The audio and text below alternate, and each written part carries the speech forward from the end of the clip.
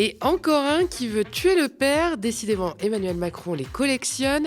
Après Gabriel Attal, c'est au tour de Nono Retailleau de s'y essayer. Bonjour et bienvenue dans le récap. Nous sommes le mercredi 3 décembre et aujourd'hui, on reparle de quelqu'un que vous adorez détester, Bruno Retailleau. Depuis qu'il a quitté le gouvernement à la rentrée de septembre, plus rien ne va pour lui. Fini les petits privilèges ministériels, envolé les invitations médiatiques faciles. Et chez les Républicains, l'ambiance n'est franchement pas plus reluisante. Le président nouvellement élu jongle entre les frondeurs menés par Laurent Wauquiez et les crises internes à répétition, le tout sans grand succès. Alors pas de panique si vous n'avez pas tout suivi, je vous invite à voir ou à revoir l'épisode du récap consacré, c'était il y a tout juste un mois. Mais alors pour sortir de l'ornière dans laquelle il s'est fourré, Retailleau tente évidemment de rebondir et pour cela, rien de tel que de se concentrer sur 2027, de nouveaux horizons. À la louche, il reste environ 500 jours avant la grande échéance et disons-le franchement, les Républicains ont un Everest à gravir s'ils veulent ne serait-ce qu'entrevoir le premier tour de près. Les prétendants se bousculent évidemment au portillon, mais l'ex-ministre de l'Intérieur, lui, n'a visiblement pas l'intention de regarder le train passer. Après toutes ces années passées dans l'ombre, son passage à Beauvau lui a fait goûter à la lumière et il semblerait qu'il aime ça.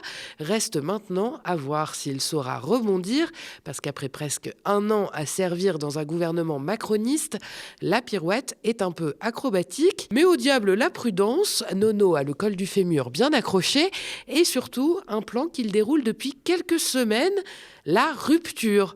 Au diable Emmanuel Macron, sa main tendue, ses conseils des ministres ou encore le gouvernement. La page Beauvau est désormais tournée et le fils spirituel de Philippe de Villiers abandonne le rôle de collaborateur pour se glisser dans le costume d'opposant tonitruant. Le petit manège a commencé début novembre, le 6 très précisément, avec le lancement de son Tour de France auprès des sympathisants de droite. Retailleau fait le tour des crèmeries locales pour rassurer et délivrer la bonne parole à tous ceux qui veulent bien l'entendre. Le Vendéen ne se lasse pas de ressasser dans les moindres détails sa confiance trahie par le Premier ministre et de réécrire avec un soin presque théâtral son départ précipité du gouvernement. J'ai sauté de ce train fou du macronisme qui s'est emballé, mais pas un seul jour je n'ai regretté cette décision, s'épanche-t-il à Brie-sur-Marne, première étape de sa longue croisade politique. On parle de retour du parlementarisme. Si on fait rien sur la dépense publique. On est le premier parti en termes d'élus locaux. On est français, pas seulement par le sol, pas seulement par le sang, mais par le cœur.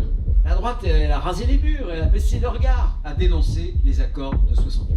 Ça, c'est clair. C'était une expérience, c'était une révélation pour moi. En arrivant, je suis arrivé, on m'était dit, mais on s'est mis dans un machin, il n'y a pas de majorité, président de la République, ça va être compliqué quand même. Hein. Bon. Alors si vous aussi, vous brûlez d'envie de voir Nono Retailleau sur scène, rassurez-vous, il est en tournée dans toute la France avec son nouveau spectacle « Comment j'ai arrêté d'être un ministre » et il y a de fortes chances qu'il se passe par chez vous. D'ailleurs, hasard du calendrier, dans quelques jours, il posera ses valises à Pau, le fief de son ex-premier ministre, une tournée qui décidément ne manque pas de sel. Mais Nono n'est pas qu'un artiste, c'est aussi un parlementaire et il a retrouvé son strapontin au Sénat depuis le 12 novembre dernier. Pas son bureau de président de groupe, ça il l'a perdu dans la grande bataille de Beauvau, mais peu importe, retrouver la Chambre haute est un nouveau moyen de marquer la rupture avec Macron et le cornu au passage. D'ailleurs, il ne s'en cache pas. Auprès des chefs d'entreprise, Retailleau a martelé qu'il va rectifier le budget et faire voler en éclats l'alliance avec les socialistes, parce que le Sénat, c'est son terrain de jeu préféré. Il y est élu depuis 2004, il en connaît évidemment tous les rouages et cette base arrière, Retailleau compte bien la mettre à contribution pour affirmer le projet politique de la droite pour 2027. Alors préparez-vous à entendre parler de la valeur travail, de l'état de droit, de l'immigration ou encore du voile, et ce, jusqu'à plus soif. Tout ça c'est bien joli, mais c'est du travail de fond. Pour faire oublier son glorieux passé de macroniste assumé, Retailleau a besoin de passer à la vitesse supérieure, un peu à la manière de Gabriel Attal, Régional, le Vendéen doit tuer le père, ou plutôt dans ce cas, tuer le petit cousin qui a mieux réussi que lui. Et pour ça, Bruno Retailleau semble avoir trouvé un très bon prétexte, la labellisation des médias. Et tant pis si tout ça c'est un peu fake.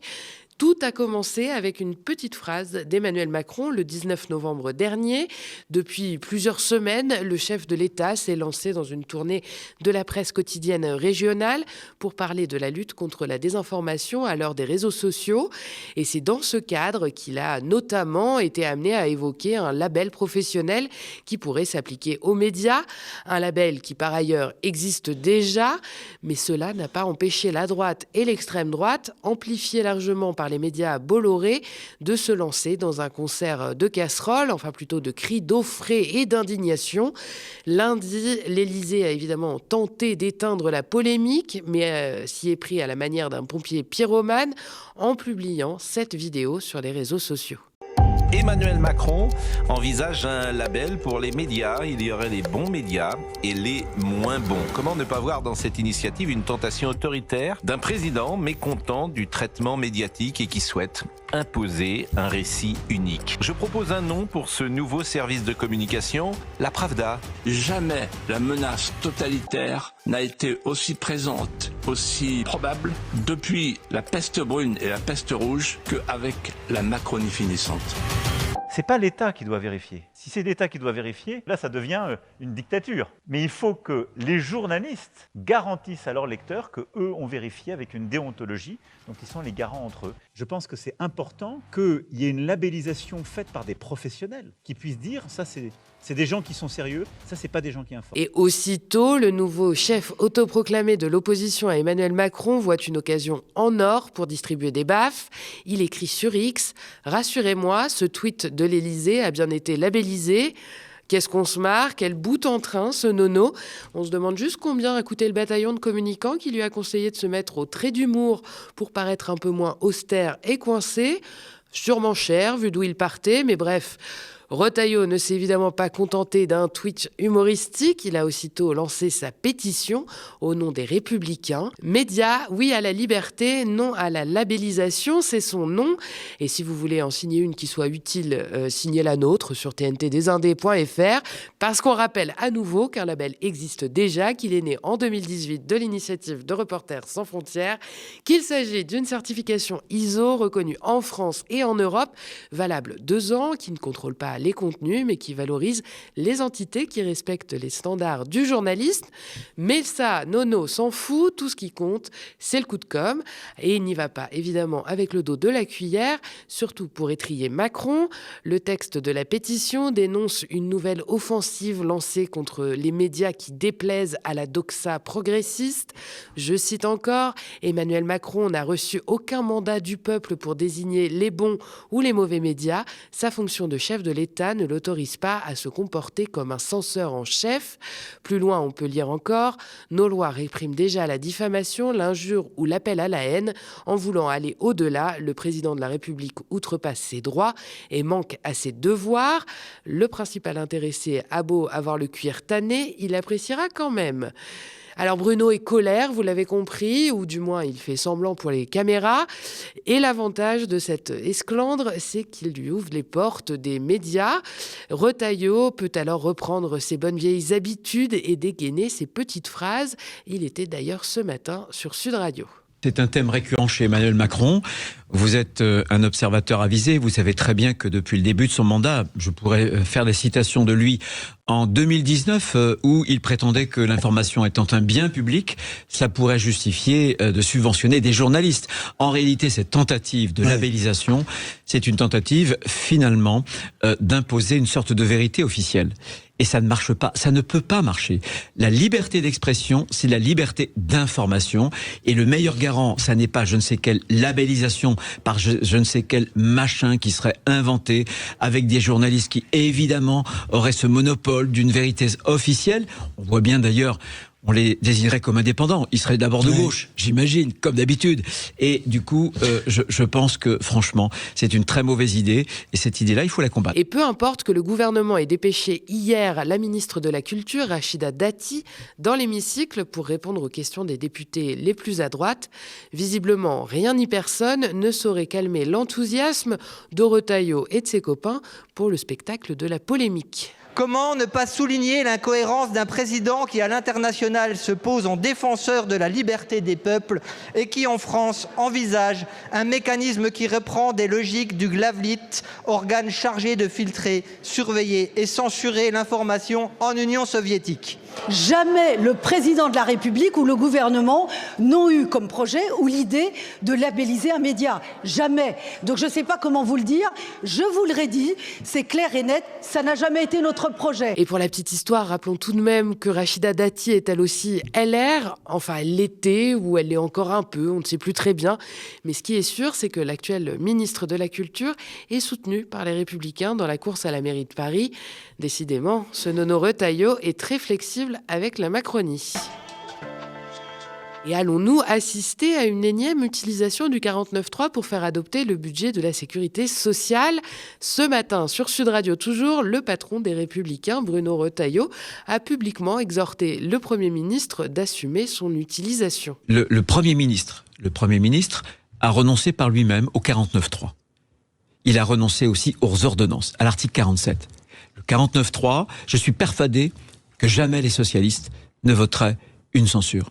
Donc pourquoi n'utilise-t-il pas ce que la Constitution lui permet de faire pour avoir un budget conforme aux intérêts de la nation ? Qu'est-ce que ça veut dire de voter pour voter un budget, pour absolument avoir un budget quand on sait que ce budget, il sera mauvais parce qu'il va creuser des déficits. Début octobre, le Premier ministre fraîchement désigné Sébastien Lecornu avait renoncer à l'article 49.3 concernant le budget en réponse à une demande du Parti socialiste. Dans la foulée, la porte-parole du gouvernement, Maude Bréjon, a répondu à Retailleau concernant sa volonté de passage en force. Pour le gouvernement, il n'est pas question de passer par un autre moyen que celui du vote. C'est un peu facile. Pourquoi est-ce que nous aurions peur du débat parlementaire ? Bruno Retailleau a des députés, il est président du groupe LR. Et je le dis avec toute l'amitié que j'ai pour lui, il a été mon collègue au gouvernement. Le groupe Les Républicains, mené par Laurent Wauquiez aujourd'hui, s'investit dans les débats, propose des amendements, prend des positions politiques. Je pense que c'est extrêmement sain. Et donc il faut laisser le débat se tenir. Je suis, moi, convaincue que les députés Les Républicains ont envie aussi de pouvoir s'exprimer devant les Français de par leur vote. Le vote final du budget de la sécurité sociale doit se tenir le 9 décembre, soit mardi prochain. Reste à savoir à quel scénario on sera confronté. Un vote majoritaire ou un rejet que le gouvernement pourrait anticiper en dégainant le fameux 49.3. Le procès en appel de Christophe Glaise s'est tenu ce matin à Tizi Ouzou en Algérie et le verdict est tombé. 10 ans de prison sont requis contre le journaliste français de 36 ans. Des réquisitions plus lourdes que la peine prononcée en première instance. Jugé pour apologie du terrorisme et possession de publications dans un but de propagande nuisant à l'intérêt national algérien, Christophe Glaise était condamné en première instance à 7 ans de prison. On le rappelle, le journaliste avait été arrêté en mai 2024 alors qu'il préparait un reportage sur un club de foot kabyle. Il aurait interviewé un ancien responsable sportif lié au mouvement pour l'autodétermination de la Kabylie, classé terroriste par les autorités algériennes. Le collaborateur des médias SoFoot et Society s'est avancé ce matin à la barre en demandant pardon, en reconnaissant avoir fait beaucoup d'erreurs journalistiques malgré ses bonnes intentions, rapporte un journaliste de l'AFP présent sur place.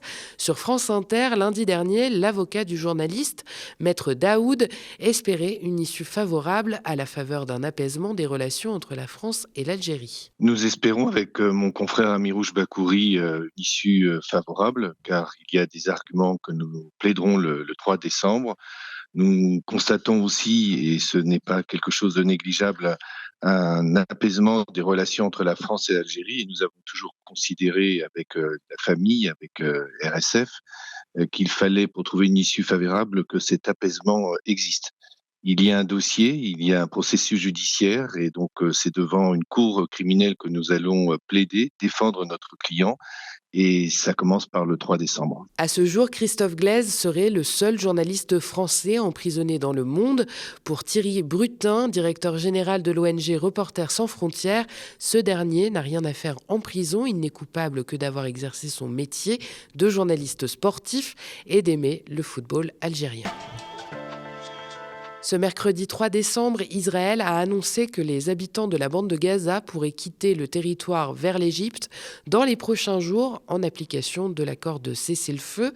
Le COGAT, l'organisme du ministère de la Défense israélien supervisant les activités civiles dans les territoires palestiniens, précise dans un communiqué: conformément à l'accord de cessez-le-feu et à une directive de l'échelon politique, le passage de Rafah ouvrira dans les prochains jours exclusivement pour la sortie des résidents de la bande de Gaza vers l'Égypte. Quelques heures après cette annonce, l'Égypte a démenti formellement. Le Caire assure qu'aucun accord n'a été conclu avec Israël sur l'ouverture du poste aux frontières de Rafah, limité aux seules sorties de Gaza. Les autorités égyptiennes rappellent qu'une éventuelle réouverture du point de passage devait impérativement se faire dans les deux sens, conformément au cadre annoncé par Washington dans son plan de paix. Hier, un responsable de Médecins sans frontières a lancé un nouvel appel à la communauté internationale pour la réception de dizaines de milliers de Gazaouis qui nécessitent une évacuation sanitaire urgente. Les besoins sont immenses, résume à l'AFP Annie Islim, coordinateur des évacuations médicales depuis Gaza pour MSF. Selon lui, le nombre de personnes prises en charge par les pays tiers jusqu'à présent ne représente qu'une goutte d'eau. Merci d'avoir regardé cette nouvelle édition du Récap. N'hésitez pas à nous laisser vos impressions en commentaire si vous nous regardez sur YouTube ou via email si vous nous regardez à la télé. Et n'oubliez pas que l'indépendance a un coût, alors si vous avez envie de nous donner un précieux coup de pouce en cette fin d'année, n'hésitez pas à vous abonner aux médias ou à faire un don défiscalisable sur notre site internet. Vous pouvez aussi parler de nous autour de vous et nous suivre sur les réseaux sociaux. Et d'ailleurs, en attendant la TNT, retrouvez-nous sur nos deux chaînes YouTube, Le Média et Le Média 24/7 pour ne rien rater de nos programmes. Très bonne soirée sur Le Média.